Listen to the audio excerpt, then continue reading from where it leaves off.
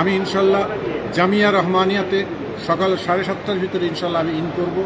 জামিয়া রহমানিয়ার মানুষ যারা দেখবেন তাদের সকলকে বলবো যে আপনারা অবশ্যই যারা সাক্ষাৎ করতে চান, অনেকে আপনারা ফোন করেছিলেন যে আমি হুজুর আপনি আসলে আমি একটা সাক্ষাৎ করব। আমি 7টা থেকে 7:30টার মধ্যে থাকবো, তারপরে ইনশাল্লাহ আমি বাংলাদেশ আমি পাড়ি দেব। আসসালামু আলাইকুম ওয়া রাহমাতুল্লাহি ওয়া বারাকাতুহু। গত কয়েকদিন আগে আপনাদের কাছে আমি বার্তা দিয়েছিলাম যে জয়পুরের উদ্দেশ্যে আমি রওনা দেবো ইনশাল্লাহ 6 ডিসেম্বর। সেই 6 ডিসেম্বর আজকে আমি এখন এয়ারপোর্টের মধ্যে আছি। আমি জয়পুর হয়ে ইনশাল্লাহ আজমির শরীফে আমি যাচ্ছি। আজমির শরীফে খাজা মাইনুদ্দিন চিশতি আজমিরি হুজুর রহমতুল্লাহ আলাইহির দরবার শরীফে জিয়ারত করে ইনশাল্লাহ মেঠা সিটি আবদুল্লাহ কারি সাহেবের দরবার শরীফে আমরা জলসা করবো ইনশাল্লাহ। সেই জলসায় উপস্থিত থাকবেন আমি নিজে আছি এবং দক্ষিণ 24 পরগনার জনাব হযরত মাওলানা আবু আনসারি সাহেব তিনি আছেন। আমরা দুই ভাই একসঙ্গে ইনশাল্লাহ যাচ্ছি। দেশের জন্য সকলের জন্য হুজুরের দরবারে গিয়ে আমি দোয়া চাইব ইনশাল্লাহ।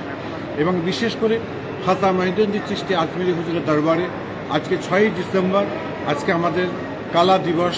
আজকের দিনে বাবরি মসজিদকে ভাঙার জন্য ষড়যন্ত্র করেছিল, তারই জন্য সেখানে গিয়ে আমাদের দরবারগুলো, বিশেষ করে খাজা মাইনুদ্দিন চিশতি হুজুরের দরবার শরীফকে আল্লাহ পাক যেন হেফাজত করেন।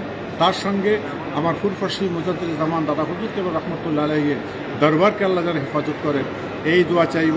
এবং আর একটা বার্তা দিয়ে যাই, আগামী 8ই ডিসেম্বর আমার ফুরফসির বাড়িতে জিকিরের মাহফিল হবে। সেই জিকিরের মাহফিলে আপনাদের সকলকে আসার জন্য অনুরোধ করছি জিকিরের মাহফিলে। এবং শেজলা হুজুর কেবল রহমতুল্লাহ আলাইহির সাবরখানির দোয়ার মাহফিল হবে ইনশাল্লাহ, সেখানেও আপনারা হাজির থাকবেন। বিশেষ করে 9 ডিসেম্বর আমি ইনশাল্লাহ জামিয়া রহমানিয়াতে সকাল 7:30টার ভিতরে ইনশাল্লাহ আমি ইন করব। জামিয়া রহমানিয়ার মানুষ যারা দেখবেন তাদের সকলকে বলবো যে আপনারা অবশ্যই যারা সাক্ষাৎ করতে চান, অনেকে আপনারা ফোন করেছিলেন যে আমি হুজুর আপনি আসলে আমি একটা সাক্ষাৎ করব। আমি 7টা থেকে 7:30টার মধ্যে থাকবো, তারপরে ইনশাল্লাহ আমি বাংলাদেশ আমি পাড়ি দেব, আল্লাহ যদি করায় ইনশাল্লাহ। তারই জন্য সকলকে ভালোবাসা জানিয়ে আপনারা ভালো থাকুন, সুস্থ থাকুন।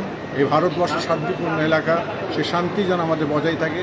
হিন্দু, মুসলমান, জৈন, খ্রিস্টান, বৌদ্ধ সকল ধর্মের ভাইকে আমি মোবারকবাদ জানাচ্ছি।